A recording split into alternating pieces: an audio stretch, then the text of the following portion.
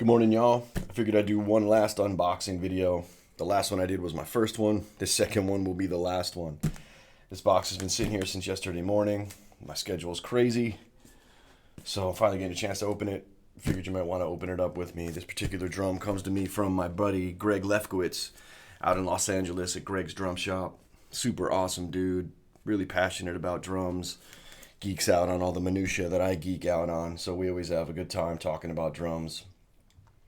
So let's open this thing up as Red Rain continues and see what's going on in here.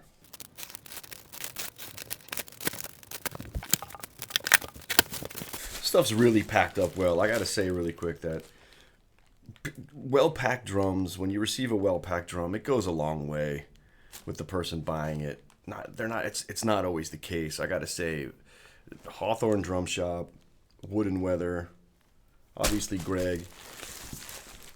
Just probably the best packed drums that I've ever received. Sometimes there's barely any packing material and the drum's kind of rocking around in there. And people pack your drums well. It goes a long way, and it'll get customers to return. A little gift from Greg. Greg's Drum Shop. Thank you, my man. That's awesome. Woo! All right. Beautiful. This is a 1965 Rogers Tower snare drum. 7146 is the serial on it. So a little history I was able to gather on this drum. This drum comes from the collection of a man named Steve McGallion.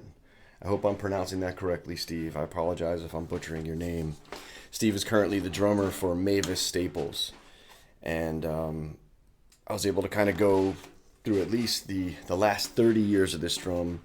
A mutual friend of ours, a guy named Tom Brogan, was able to tell me that Steve purchased this drum in 1996 at Drummer's Tradition in San Rafael, California, while he was on the road with Rod Piazza and the Mighty Flyers. Steve was on the road with Rod Piazza. And he really took care of this drum. He decided to sell his collection and went to Greg for some consignment of his pieces, and I was lucky enough to pick it up. I have to say that if I had to pick a model snare drum from the Rogers roster as my favorite, I think it would be the Tower Snare.